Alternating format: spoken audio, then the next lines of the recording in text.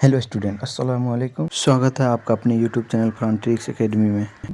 आज हम आपके लिए लेकर आए फेल, फाइल, मफूल। फेल किसी भी काम का करना फेल कहलाता है। फाइल काम करने वाला फाइल कहलाता है। मफूल जिस चीज़ पर काम किया जाए उसे हम मफूल कहते हैं। चलिए हम आज इसको मिसाल के तौर पे समझेंगे। मिसाल है, अम्मी ने फल काटे। अम्मी हो गया काम करने वाला, अम्मी हो गया फल काटने वाली। क्या हो गया? अम्मी फाइल हो गई। अम्मी क्या काट रही? काम किस पे हो रहा है? फल पे। तो फल हो गया, मफूल हो गया। और काटना हमारा हो गया, काम हो गया काटना। फेल हो गया काटना। दूसरा मिसाल है, माली ने पौधा लगाया। इसमें माली क्या हो गया? माली हो गया, फाइल हो गया माली, काम करने वाला फाइल हो गया माली, पौधा काम किस पे हो रहा है? पौधा पे। तो पौधा हो गया मफूल।